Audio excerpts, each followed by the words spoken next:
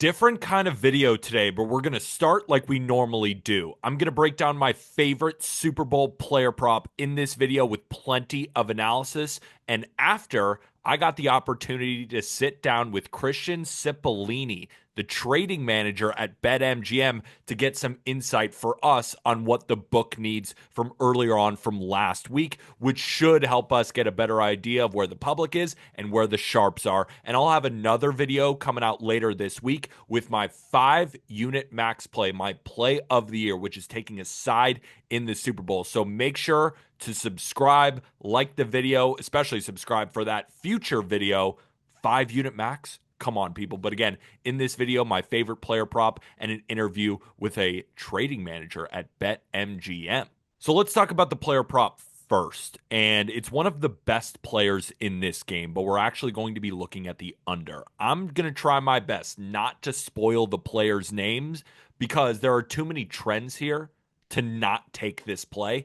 But when you hear the name of this player, you're going to get scared. So let me give you the analysis, and then I'll give you the name of the player, and you decide what to do because I already bet it. All right, here's the stats. So there is a line that is plus money that a player in the last 15 Super Bowls since 2010 has only gone over 3 times.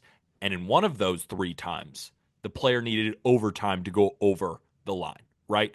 So Super Bowl trends are one thing, but every Super Bowl is different, right? It's good to see that it doesn't often happen during the Super Bowl, but again, this is Chiefs versus the Eagles, and the Chiefs have not allowed a player to go over this line all season, all of 2024. So they've played 17 regular season games, 2 playoff games, 0 for 19, a 100% hit rate to the under.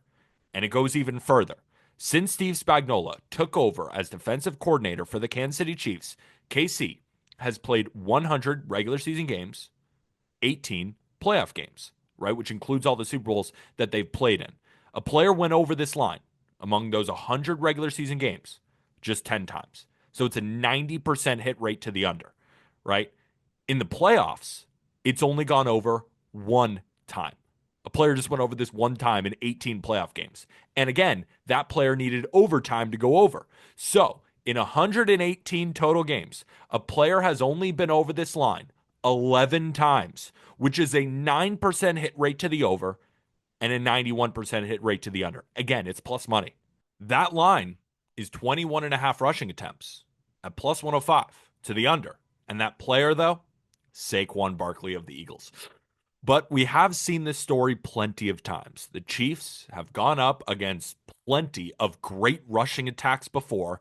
Everyone expects that team to hand it off to the running back plenty of times, keep Mahomes off the field. But we see throughout these games, and it's often criticized by the media after the fact, is that the OC of the opposing team is forced out of running the ball. It's a story as old as time. Saquon, he might go over his yards total. He'll probably get in the end zone at least once, but 22 rushing attempts or more is a feat that almost no running backs since Steve Spagnuolo has taken over have been able to do. And again, remember that one playoff game where that player went over 21 and a half rushing attempts? That was Christian McCaffrey, last year's Super Bowl. He only had 16 rushing attempts by the end of regulation, but in overtime, he got 6 additional to end with 22.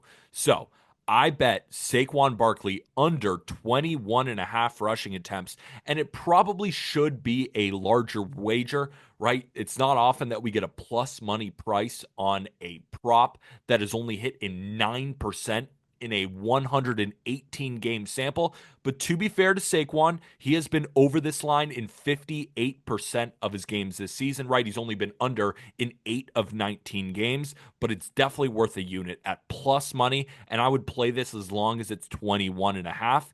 And also I should note, this line did move in our direction, right? Plus 105 is not available in the market as now that I'm recording. Plus 100 still is on BetMGM. You can also get a heavily juiced, I think it's around minus 120, 22 and a half in the market. But I decided that Saquon Barkley is either going to rush the ball 25 times and go for 200 yards and be the same Saquon we're used to, or after 2 weeks of planning, Steve Spagnuolo has something for that Eagles offense, and Saquon Barkley doesn't even get to 21 rushing attempts. So that's why I'm taking the plus money approach, especially at plus 105. And I think You'll hear why when you hear my interview with, again, trading manager at BetMGM, Christian Cipollini, because he's going to talk about the side, the total, and all the player props they're getting tons of action on. But Saquon Barkley might have a little bit of reverse line movement. So let's get to the interview. But before we do, BetMGM is offering a first bet offer up to $1,500 back in bonus bets for new customers. If you sign up now using code JustGridiron and place your first bet of at least $10 up to $1,500, if it loses, right, all the way up to 1500, you'll get it all back in bonus bets. It's a no-brainer to take advantage if you haven't signed up yet for BetMGM. And remember to use code JustGridiron to unlock that offer. All right, let's talk to Christian. So joining us now is Christian Cipollini, the trading manager for BetMGM, and he's here to give us a better idea on what's going on inside the sportsbook in the lead up to Super Bowl 59 between the Chiefs and the Eagles. Christian, I have a bunch of questions for you, but before we kind of begin, I'd love to hear about your job, what goes into it before we get into all the juicy details that the people want. Yeah, I get this question a lot. Yeah. From our perspective, a lot of what we do is really a lot of risk management. It's a lot of market creation, determining what people want. So Super Bowl specific, there's a ton of risk management that goes into it. Obviously, it's a huge, massive event, and we obviously look to work out our risk. There's always talks of books trying to balance. Typically, that's not the way we tend to do things.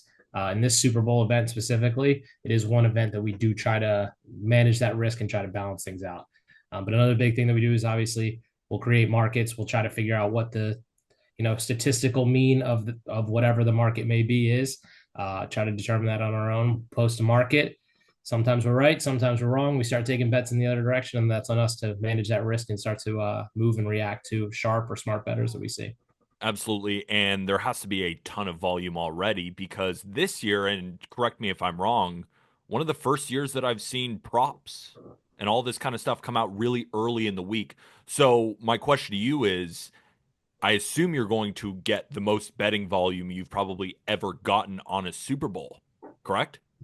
Yeah, that's our expectation for this one. I know there's been talk in the social media world and the public world that some people aren't as interested in this Super Bowl. But the last two times these two teams played, it was a fantastic Super Bowl, and they are two very big fan bases. Obviously, the Chiefs have gone to a lot of Super Bowls in recent memory. The Eagles a pretty decent fan base as well too, and they are also states that we're live in. We're live in both states, so we do expect this to be our biggest Super Bowl ever. And I'm speaking to you on Monday, February 3rd. I assume you guys have gotten a ton of money already, but you expect most of the money to come in probably 72 hours up until game time? Or give me kind of an idea. Do you think by now you've seen about 30% of the total handle, 20% of the total handle that you'll see by Sunday at kickoff? Even less than that. Actually, we're at about 11 to 12% of the total handle that we project to get by Super Bowl by the time of kickoff of the event. As of right now, we've gotten about the amount of money that we'll take on a Sunday night football game, a primetime game. So we've already taken a ton of money. But obviously, we project this. It's a Super Bowl, so we do take a ton. In general, we'll take about anywhere from 75% of the handle will come on the day of the game. So Sundays is obviously when we get most of our handle for regular football, and that's about the same in this Super Bowl. While we've already taken a ton of action, almost all of that is going to come on Sunday.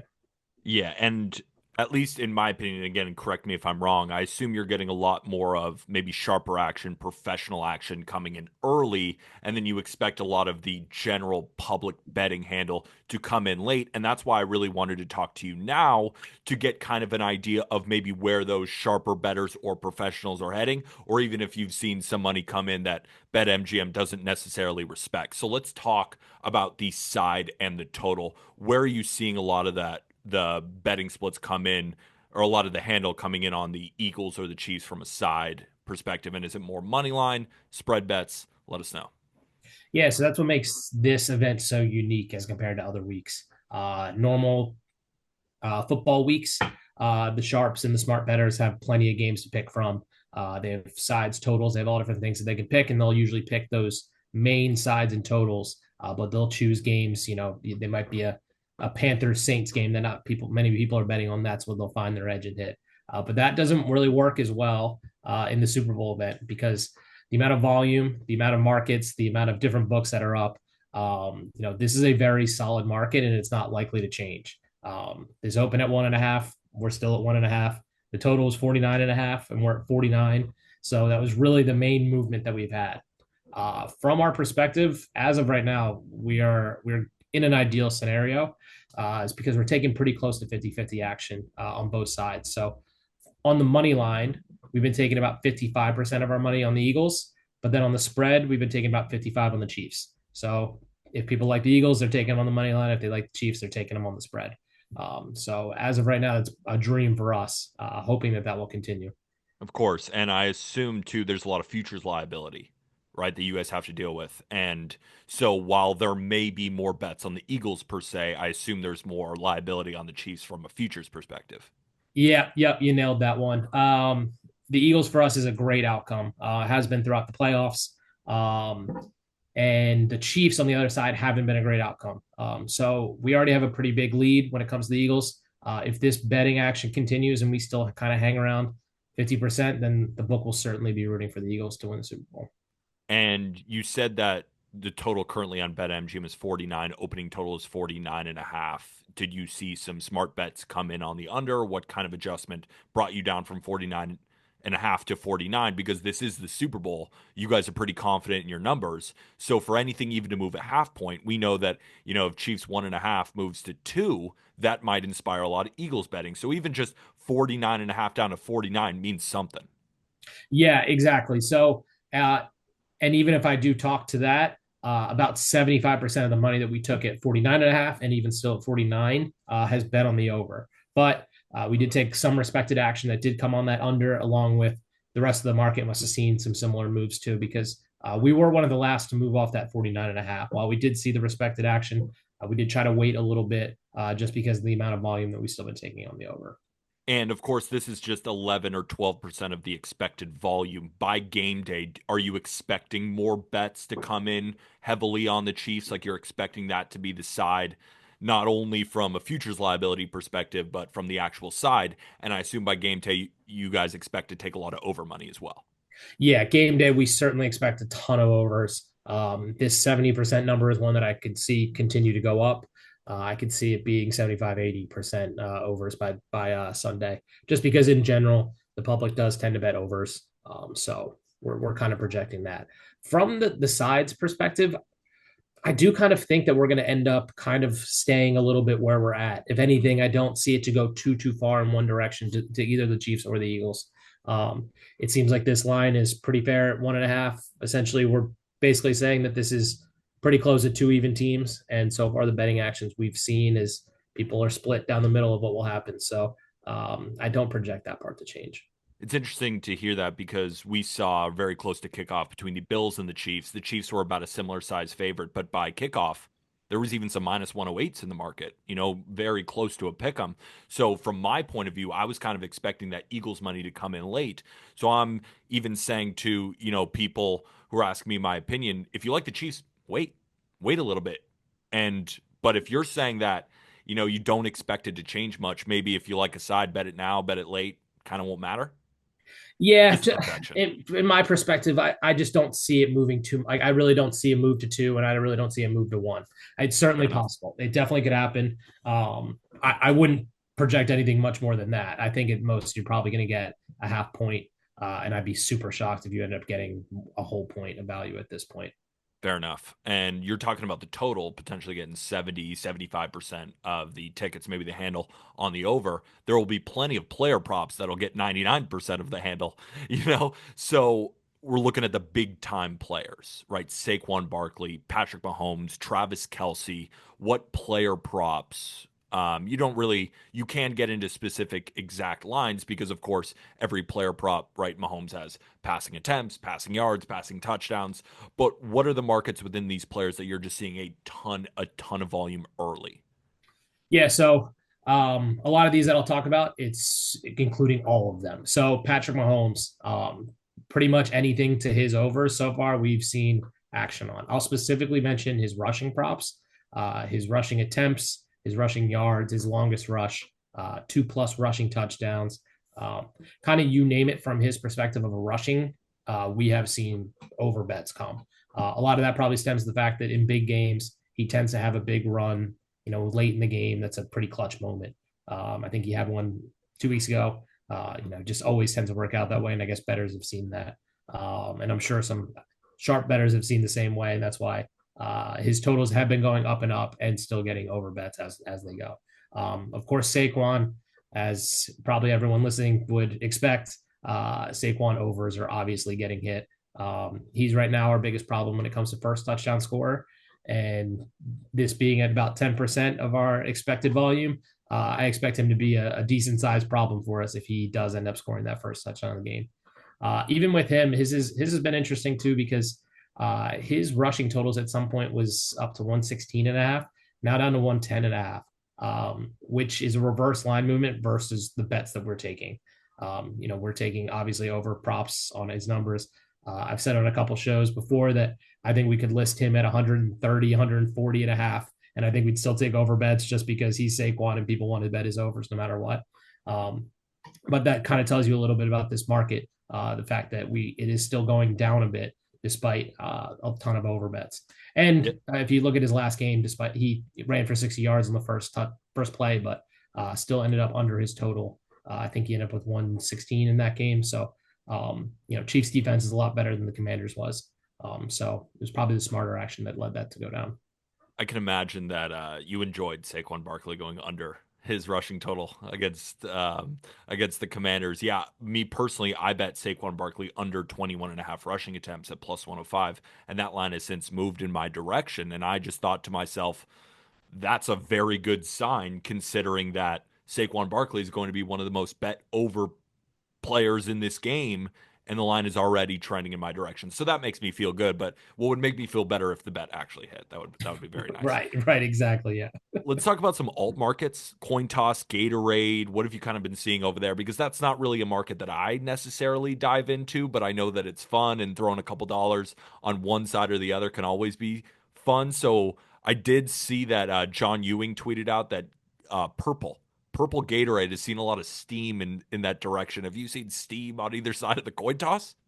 Yeah, coin toss. No, obviously that is a very fascinating market to me because last season, the coin toss market took more action than one of the hockey games from that day, which is crazy because it's a coin toss market. It's 50-50, but it ends up being one of our most bet props of the Super Bowl every single year. So despite whatever you may think, it is popular for people.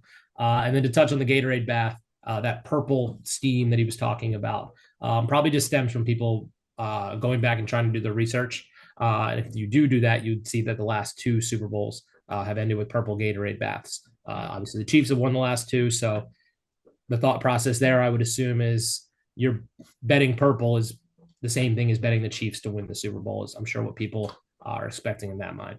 While we have gotten some purple bets, the actual most bet on one is yellow green line, which again, if you're thinking from that same vein, you would think that basically is saying an Eagles win, you'd expect a green line Gatorade bat. Isn't the Super Bowl great? We're talking about Gatorade colors right now. Yeah, And yeah. I another novelty one that I worked on this week was how will the first field goal be missed? So wide left, wide right, right up, right left, up, crossbar, short. And I spent a couple hours researching how every kicker missed a field goal this season and those specific kickers so I could accurately make this market. But sometimes that's how the Super Bowl goes. Sometimes I'll be sitting there looking for Usher's songs and which one would he probably go first. So that's why the Super Bowl is a fun market. There's a lot of different things. It's a stressful week, but it's a fun one. yeah, so you're making these markets. Have you seen just any weird markets getting a lot of action right now outside of the ones that you've named currently? Yeah, so outside of the ones we named, there's not too many other novelty ones that we have. We do have a prop on will Travis Kelce propose after the game. That's been hit on nose. I think people saw some value probably there on the no price we put up. Every now and then there's kind of weird niche props that we'll put like total punt return yardage, and every now and then we'll take a couple grand on one side, and that usually tells me pretty quick that I might have put up a wrong number and we got to go quickly adjust.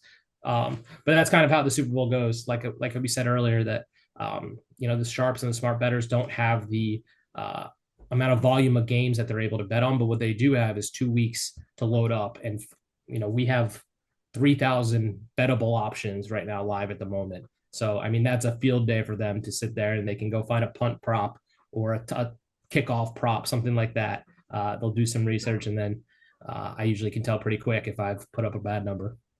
And I assume that you guys have already gotten some large wagers. Where are some of the big bets coming in early? Maybe Super Bowl MVP or potentially just side and total props? Yeah, so we've had a couple on Super Bowl MVP. Unfortunately, I can't share some of our bigger bets that we do have. And to that point, a lot of our big bets that come on the Super Bowl tend to come in this week. Hmm. So we do expect a lot more of that to happen earlier this week. A lot of times, the really big bets that come in, players tend to do that at the casino. So last year we had a ton because the Super Bowl was in Vegas. So a ton of people flew into Vegas. Obviously, you go into Vegas, you want to put some big bets down.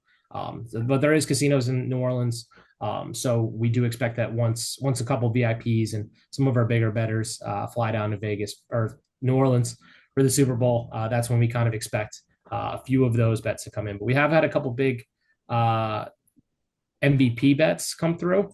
We took a $10,000 bet on Xavier Worthy to win Super Bowl MVP, and we also took a $15,000 bet on Travis Kelce to win an MVP. So there's a couple people out there thinking that this won't be a quarterback one award. And I think what's also a little bit interesting from the Super Bowl MVP award is that this is the first time, at least in my memory that I can remember, or at least my memory of working a Super Bowl, that both quarterbacks were not 1 and 2 when it came to most likely odds. So Saquon being second favorite over the quarterback, I think is pretty interesting and rare. That actually is. And my last question for you, I know you've kind of mentioned this throughout the interview, but just to solidify, an answer, where do you expect the need for BetMGM to be just on the side or total by kickoff? Just projecting things out. Obviously, this is not a solidified answer, but just in terms of where you have a gut feeling or even based on your research, where you think the need will be on the side and total. Yeah, I think come kickoff, we're going to want the Eagles in a very low scoring game. Hmm. From what I've seen so far, a ton of overs, as we just mentioned, Kelsey, Mahomes, all these different players we've talked about. We've taken overs majority on the action on most of these skill players. And with that 70% of bets going towards the over, it appears that the public, the betting public at least, projects this to be a very high scoring game. Last 2 times these two teams played in the Super Bowl, it was a very high scoring game. If that happens again, same game parlays are the thing that'll come back to bite us in a very high scoring game. So that ends up taking a ton of our volume at this point as we keep growing and growing. So in a high scoring game, that's probably bad for us. But in a low scoring game, a lot of those same game parlays won't hit. So if the Eagles can pull off a low scoring 17-10, 21-14, it might not be the most exciting Super Bowl, but it would be ideal for the book. Well, Christian, thanks so much for coming on and giving us some of your insight. I hope everybody in the comment section below will let Christian know what he liked, what he didn't like. But Christian, again, thanks so much for coming on. Of course, anytime. And good luck to everyone this week. Absolutely.